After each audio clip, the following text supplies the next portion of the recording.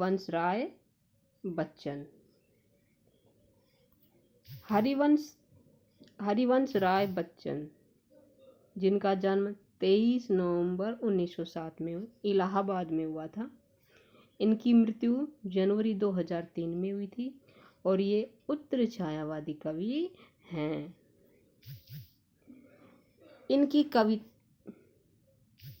इनकी कविता आत्म परिचय एक गीत है। इन पदों को पढ़ने से पहले हम जानते हैं कि किसी भी पद की व्याख्या जब हम करते हैं तो उससे पहले हमें लिखते हैं प्रसंग, फिर होती है व्याख्या और सबसे अंत में होता है काव्य सौंदर्य या विशेष। तो प्रसंग क्या होता है देखते हैं। प्रसंग संदर्भ का मतलब होता है कि ये काव्यांश कहाँ से लिया गया है और इसके रचयिता कौन है। तो हम कैसे करेंगे, देखिए बच्चों। प्रस्तुत काव्यांश क्यों, क्योंकि ये कविता है, काव्य भाग है। प्रस्तुत काव्यांश हमारी हिंदी की पाठ्य पुस्तक आरोह भाग 2, पुस्तक का नाम क्या है, आरोह भाग 2 में संकलित कविता आत्म परिचय से लिया गया है। इसके रचनाकार विख्यात कवि डॉक्टर हरिवंश राय बच्चन हैं।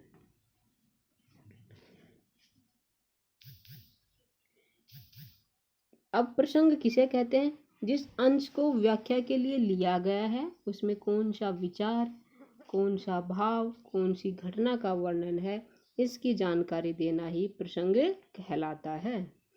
फिर है व्याख्या। व्याख्या कैसे होती है, क्या होती है व्याख्या, देखिए कि किसी कविता अथवा गद्य के अंश में व्यक्त विचारों भावों को सरलतम विधि से समझाना, सरलतम विधि से समझाना क्या कहलाता है, व्याख्या कहलाता है। फिर अंत में आता है काव्य सौंदर्य। कवितांश में रस, अलंकार, भाषा, भाव आदि के चमत्कार को काव्य सौंदर्य कहा जाता है। इसे पद सौंदर्य भी कहते हैं, लालित्य सौंदर्य, पद लालित्य भी कहते हैं और पद सौष्ठव भी कहते हैं। अब देखिए कवि क्या कह रहा है।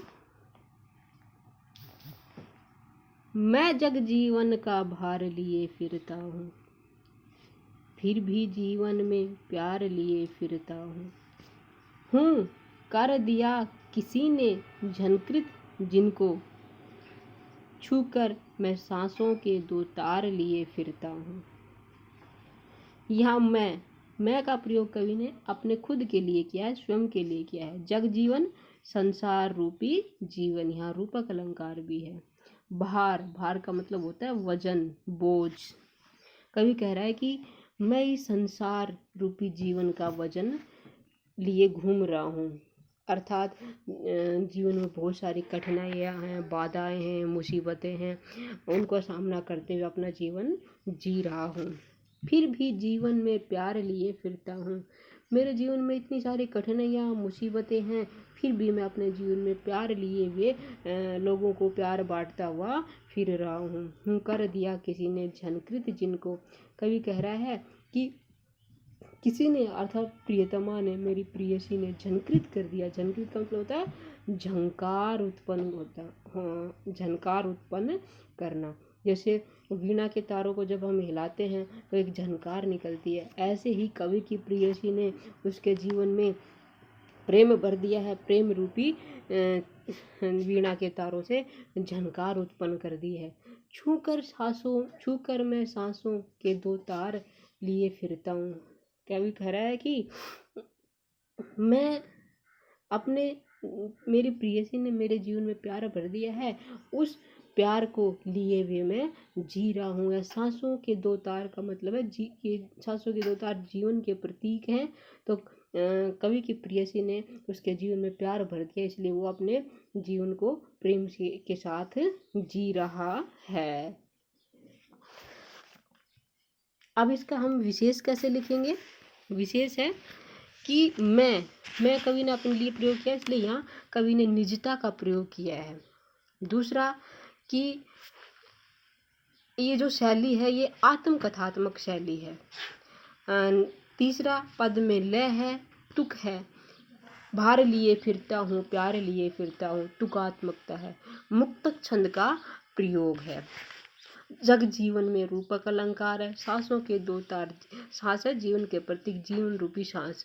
तो यहाँ भी क्या है, रूपक अलंकार है। ठीक है, अगला पद पढ़ते हैं। अगला पद पढ़ते हैं हम।